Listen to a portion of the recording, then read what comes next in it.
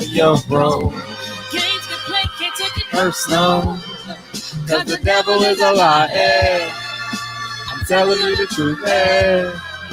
It's all in what you do. Hey. Some things you gotta do. Hey, hey, hey, hey. Hey, barbershop conversation, guys. Feel free to hit the subscribe button. Don't forget we going live tonight, 9 p.m. Pacific Standard Time, and we talking to Natasha Harrison, the lawyer. She's going to break down the pros and cons on both sides of the case as it relates to George Floyd, Ahmaud Arbery, and the potential case with Breonna Taylor, Robert Fuller. God damn, too many fucking names. And yeah, man. Yeah, don't forget to join the Patreon.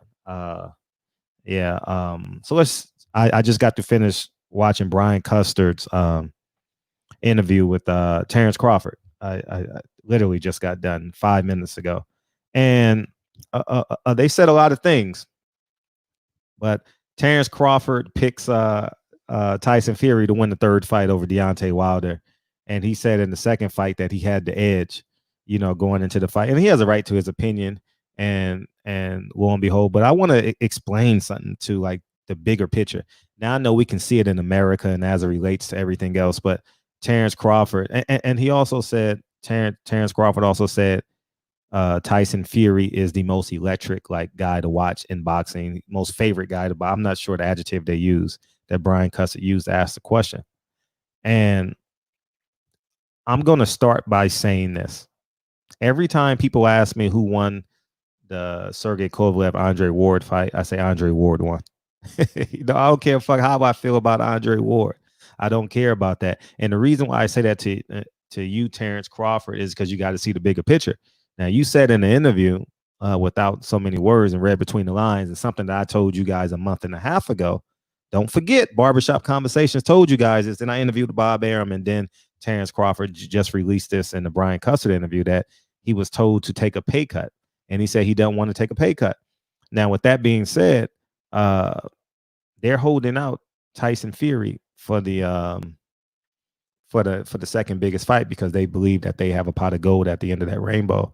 And I would suggest that Terrence Crawford be careful giving them too much praise, because the same amount of money that they putting into Tyson Fury is coming out of your marketing and promotional budget. Okay, the same thing that they say about Lomachenko, and that's just me just being 100 with you.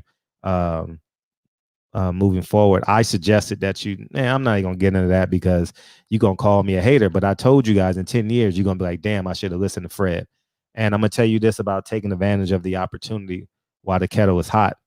And I want to speak directly to Errol Spence and Terrence Crawford. Hopefully somebody in a team watches this video. Y'all better get that shit while y'all can. Both y'all motherfuckers are nipping at the butt at missing 147. All right.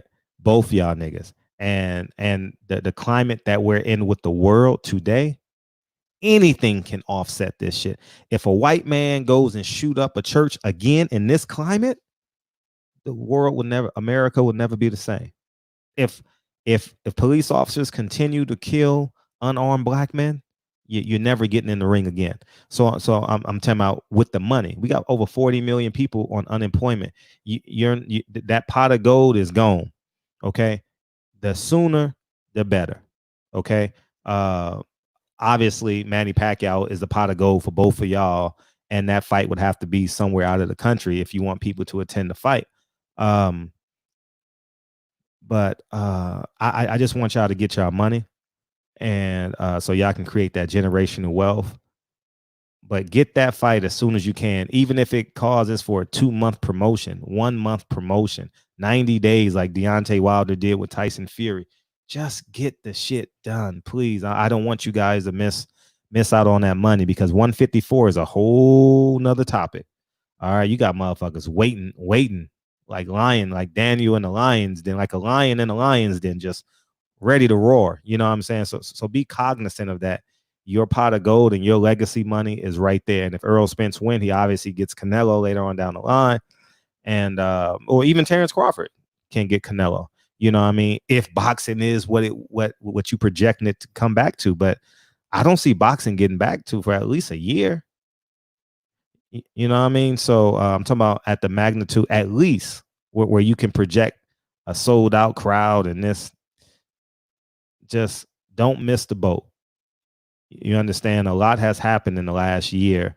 Errol had the accident, the pandemic. Terrence Crawford was knocked down. Don't be like Charlo and Hurd, you know what I mean? And you missed the boat, man. They missed out on their career paydays, you know what I mean, by marinating it. And uh, there are not many episodes you will have like Manny Pacquiao and Floyd Mayweather. They hated Floyd Mayweather so much that they overpaid and they waited and waited and waited for him to lose. You know what I mean? There won't be too many more examples of that. You understand what I'm saying? Because neither you two put together have the personality of Floyd, you know what I mean, as it relates to milking the system. You know what I mean? It takes you know, you gotta, you really got to sell the fight.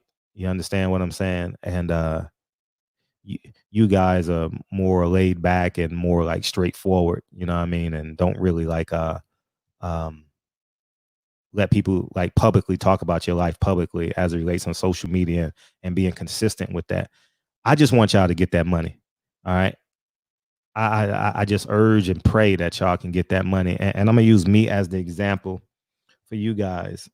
I'll show you guys privately if you ever want to talk to me, but I have a pot of gold waiting for us to fall into a recession. And you say, Fred, what are you talking about? I'm buying everything I can get with however much money I got. I got to take advantage of this opportunity. You understand what I'm saying? 2 weeks ago, I made $20,000 protesting. You know what I mean, from one of my stocks. You know what I mean, and I cashed out. You understand what I'm saying? Take advantage of what you have. You know what I mean? I know a recession is coming, so I'm gonna be opportunistic. Okay, we are in a capitalist society. Be opportunistic. And the very first time that they say we selling out, we have the opportunity to sell out arenas, y'all motherfuckers better jump on it and get that $10-15 million each. And you may get more in the rematch, because by many accounts, it's gonna be a hell of a fight. You know what I mean? The buildup is gonna be sensational, you know. So Errol got 2 beautiful kids, Terrence got 5 beautiful kids. Please get that. Don't let don't let Bill Wagner and Bob Arum and all the execs at ESPN and Fox hold on to that money, man. Get that money so you can live off of the compound interest and everything that you guys have earned up until this point. Now, as I digress back into Terrence Crawford as it relates to Deontay Wilder, I'm not mad at him. Please don't misconstrue this, but I'm gonna tell you guys this: in the climate that we're in now, I think, and understand this in the context of this video. Don't take my definition of what I'm about to say outside of this video, okay?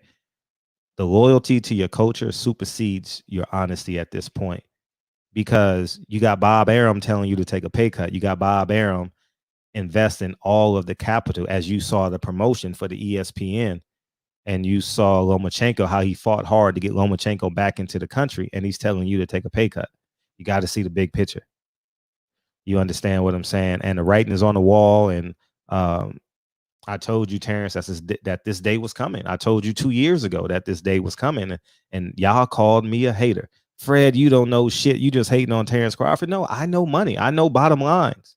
You know what I mean? You're not going, in a business deal, you ain't going, it's a 99.9% chance you're not going to outsmart me in the business deal, because I know how to make numbers make sense. You understand? I told you guys 6 months before Top Rank started asking for investors that they could be going bankrupt or could be in need of cash. And if they're in need of cash, and Terrence Crawford says he needs a payday, and they're I know I actually can find out.